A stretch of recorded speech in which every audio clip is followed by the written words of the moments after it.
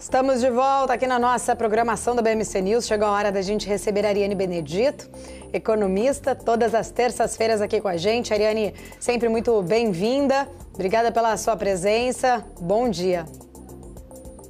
Bom dia, Paula. Bom dia a todos. Eu que agradeço. Sempre muito bom estar aqui às terças-feiras. E uma terça-feira de agenda pesada, não de indicadores, mas de falas importantes aí, né, Paula?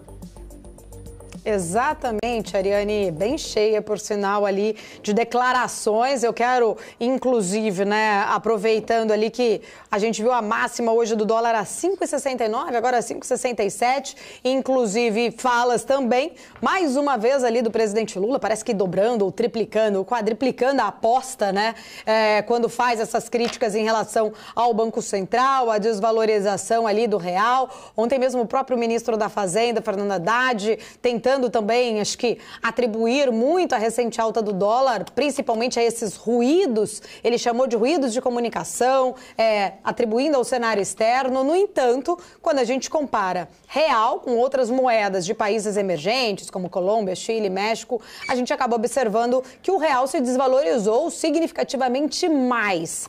Afinal, de quem que é a culpa, Ariane, sobre esse dólar alto, real desvalorizado? Paula, a gente ainda tem os impactos, obviamente, sobre os acontecimentos na economia americana. Essa questão, principalmente nos dados que a gente viu ontem de atividade, mostra uma atividade mista, né, por parte da economia americana, um mercado de trabalho ainda forte, os PMIs desacelerando, e fica aquela dúvida, né? E hoje a gente viu o Powell ali ajudando a amenizar um pouco nas suas falas, né? Acho que ajuda também a gente ver essa retomada do dólar após uma abertura forte e impulsionada, obviamente, pelos ruídos políticos, né? A fala do presidente no início da manhã. Sem dúvida, né? A maior parcela dessa depreciação do real vem, de fato, dessas comunicações frequentes, né? Em relação à política fiscal, em relação a críticas ao Banco Central, o que causa maior aversão a risco, né? Em relação à trajetória da economia brasileira. Entre as outras questões, eu sempre falo isso aqui, né? Fico até um pouco repetitiva todas as terças-feiras, que quando a gente exclui a questão fiscal e a questão política do cenário Brasil, da foto Brasil, a gente consegue ver uma fotografia muito mais bonita do momento. Desaceleração da inflação continuando, Brasil crescendo, e os juros que agora teve que seguir ali uma questão mais contracionista por conta dessa aversão a risco que causa abertura nos DIs, que causa uma pressão nas implícitas. Se não fosse o cenário de maior ruído, a gente também teria ainda a continuidade de um ciclo de cortes, ainda destoando o Brasil do resto do mundo, né? Então, de fato, o maior peso que a gente tem hoje, que faz a gente perder competitividade com os países emergentes, né, com os nossos pares, e, consequentemente, muito para a moeda americana, são os ruídos, é a aversão a risco por questões domésticas propriamente ditas. Acho que eles estão sendo ignorados pelo governo, né, Ariane? É claro, né, ali, talvez o governo, num papel muito mais político, não assuma, de fato, essa responsabilidade em relação a esses riscos domésticos, mas a gente vai vendo, né? O mercado, até sinalizei aqui na semana passada, quando o próprio Lula chamou ali de cretinos, aqueles que atribuíram as falas dele, essa alta do dólar. O mercado, ele é um termômetro da economia, ele acusa a febre, ele não é o causador da febre. Parece que o governo está um pouco ali com dificuldade de entender o que precisa ser feito para arrumar a casa, e aí sim, né, a gente vê uma mudança neste cenário econômico. Agora há pouco, inclusive, o próprio Campos Neto comentou que foram essas incertezas, esses ruídos que acabaram pesando ali para essa pausa do afrouxamento monetário, né, essa pausa da queda da Selic. Como que você enxerga, de fato, né, o que a gente está vendo? Uma arrecadação maior, mas a gente ainda está vendo as despesas maiores. As propostas que foram apresentadas ali para o governo, né, que pudessem trazer, de repente, uma mudança nessa leitura, elas não foram aceitas. O que o governo tem nas mãos que possa mudar, né, talvez esse jogo que parece que ele está marcando gol contra para ele próprio? Exatamente, Paula. É querer medir força com o mercado, é um tiro no pé, né? É o próprio governo que está deixando claro nisso que eu não acho que eles não é que eles não saibam o que fazer. Eles não querem fazer o que tem que fazer, né? Querem ficar tentando ganhar como se fosse um jogo de força ali, né? De queda de braço. Quero mostrar para o mercado que eu sou mais forte do que eles. Isso não vai acontecer, né? A política brasileira é outra, a economia brasileira é outra. A gente está vivendo já há alguns anos, né, nessa abertura de informações, então dificilmente você vai conseguir dobrar, né, o mercado, dobrar a população na questão de colocar, se impor medidas de força, né? Acho que o diálogo ele tem que fazer sentido e não faz o menor sentido, né? O presidente ele é muito, ele não é constante nas suas falas e ele é muito contraditório. Eu vou dar um exemplo, né? Como ele disse da questão da carne pela manhã. A impressão que eu tenho, Paulo, é que ele fala algo que ele quer e aí a assessoria olha e fala, não, você precisa corrigir porque não faz o menor sentido, errou aqui, errou ali. E ele faz um comentário que desabona a primeira fala que ele fez, né? Quando ele cita que ele quer colocar carne na cesta básica, mostra um desconhecimento, obviamente, de cenário inflacionário, de como que funciona, né, a questão de estabilidade econômica e preços principalmente. E na sequência, parece como se tivesse vindo um aviso, olha, na verdade, para colocar carne dentro da cesta básica para ser contabilizado, você precisa fazer um ajuste, um controle maior de preços, isso implica juros, e juros não é uma coisa que o governo quer agora, né? Ele quer que caia juros. E aí ele desabona essa fala. Isso é feito com tudo, né? Com absolutamente tudo que é citado, principalmente na questão de juros. Você percebe que quando ele cita as provocações em relação ao Banco Central, ele vai no presidente do Banco Central, né? A gente tem que lembrar que o presidente da instituição, ele é o cara que representa a autarquia, mas é todo um time que faz o Banco Central. E o Banco Central, ele é responsável especificamente por duas questões principais, né? A primeira, que é, né, a primordial, que é a obrigação central do Banco Central, que é o controle de preços, e na sequência a estabilidade da economia. É só isso que cabe ao Banco Central. E espera-se que o Banco Central mostre responsabilidade, né, em relação a essas duas questões principais. Quando o presidente vem e diz que vai cobrar do Banco Central uma postura em relação a câmbio, mostra novamente um grande desconhecimento de como gira, né? Como que acontecem as políticas econômicas e o próprio sistema financeiro nacional, né? A própria organização econômica do Brasil e as suas formalidades, até onde o Banco Central pode ir, onde ele não pode fazer.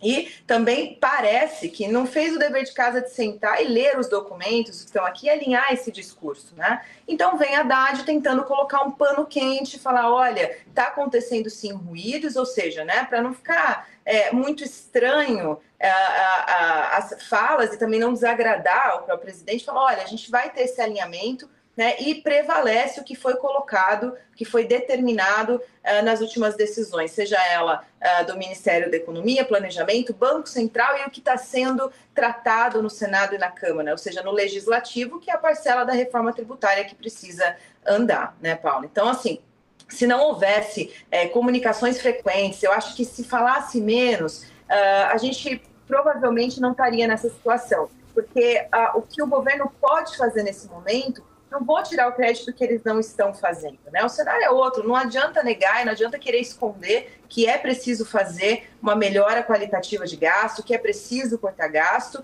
e que também o mercado já esperava que dado o perfil do governo atual, que viria de primeira mão tributação, né? Que as tributações iam ser colocadas. Só que para isso tem um limite também. Então eles já estão dentro desse limite e agora não tem mais para onde fugir. Eles vão ter que fazer o que a lei manda, primeiramente, né? Que eles não vão conseguir também mudar a lei para fazer o que precisa. Eu acho que os dribles ali que eles poderiam ter feito em relação ao arcabouço já fizeram. Não tem mais espaço para fazer nenhuma mudança. E o número, o atingimento da meta, é um discurso político bonito, a gente vai bater. Não vai, mas se vocês se aproximarem a gente já está feliz, o mercado já está feliz que você se aproxime, porque está todo mundo trabalhando com a pior das expectativas. E ainda assim a gente está tendo crescimento, a gente está tendo a Bolsa voltando, né, que reflete esse crescimento, porque no final do dia o que importa é o resultado. A gente tem a desaceleração da inflação acontecendo e um Banco Central tentando, na verdade, amenizar o que os ruídos causam, para não ter tanta abertura no custo da economia, que é os juros, né, no final do dia, né, o preço, inflação, custo, juros, que vai contra até a atuação do governo. Ele quer diminuir o custo da economia, mas ele não joga junto, ele não corrobora, né, achando que só ele e o Banco Central é o que dita o custo da economia. Não é assim que acontece, eles têm que corroborar para isso. E começa, de fato, pelo governo, dando o exemplo, com responsabilidade, para deixar todo mundo confortável e confiante. E aí você tem fechamento de curva de juros, você tem menos risco na ponta, o Banco Central consegue fazer uma política mais expansionista, né? Mais leve, mais frouxa, que não é o que tem disponível nesse momento. Ariane Benedito, muito prazer falar contigo novamente, muito bom dia. Hoje a gente está com o tempo um pouquinho mais raro aqui, e aí a minha pergunta é bem direta, né? Muita gente falando sobre intervenção do Banco Central no câmbio. Eu gostaria de saber a sua opinião, se existem argumentos para uma intervenção ou ela não seria necessária e nem eficaz no cenário que a gente está vivendo hoje. Bom dia, Felipe. Completamente ineficaz, né? Como se o Banco Central ia, vamos dizer assim, gastar cartucho com algo na qual ele não tem controle, que é uma depreciação da moeda via ruídos políticos, né? Porque o que garante que o Banco Central vai utilizar instrumentos cambiais e propriamente dívida, que são os swaps, para controle, para tentar controlar momentaneamente esse câmbio, sendo que o Lula vai continuar falando, a Haddad vai continuar falando, e a gente vai, após essa intervenção que gera um custo para o Banco Central, a desvalorização cambial ela vai continuar. Então, é um trabalho inócuo, né? Não surgiria o efeito e custaria muito para a autarquia. E vale lembrar de novo, a função do Banco Central é controlar os preços na economia e visar a estabilização econômica, né? O Banco Central ele faz uma intervenção, ele geralmente cambial, quando há um custo da dívida aumentado e, por conta disso, coloca em risco, né, a estabilidade econômica, e faz sentido que ele faça, porque ele, de fato, tem espaço de manobra para concorrer com esse custo, né, que nesse momento não garante, porque o Banco Central sabe que se ele fizer uma intervenção técnica como essa, o efeito vai ser prolongado. Nesse caso, fazer uma intervenção via instrumento cambial por parte da autarquia monetária, além da geração de custo, como eu disse, né, que é um atingimento momentâneo. Saiu da conta, e se não houver a dissipação do risco que está causando a depreciação cambial, o Banco Central teria que agir de novo, então mais custos para a autarquia. Ou seja, não seria eficiente, não faz o menor sentido o Banco Central tomar essa atitude, né, tomar essa decisão de intervenção. O que precisa ser feito é alinhamento de comunicação ou interrupção da comunicação, né? Dá uma chance para o silêncio, acho que seria um acerto nesse momento. Espera a moeda voltar, espera o mercado se ajustar, né? Eles têm tempo agora para tomar as suas decisões. A gente sabe que, obviamente, o relógio está contra eles, mas, de qualquer forma, está andando as agendas, né? A gente começou com uma agenda pesada de entrega de relatórios ali no Congresso essa semana, a agenda está fluida, eu acho que não tem necessidade de grandes falas como essa e repetidas vezes o mesmo assunto que causa, né, o maior incômodo possível. Eu acho que vale uma chance, né? O Executivo poderia dar uma chance de silêncio para testar se realmente é os especuladores, como o presidente gosta de dizer, que está causando e ele não entende o porquê que está causando, ou se de fato as falas, né, os ruídos que estão trazendo essa depreciação expressiva para o real nesse momento, Felipe. Tá certo, Ariane, agradeço muito sua participação, sempre muito bom poder conversar contigo. uma ótima terça-feira. Até a semana que vem.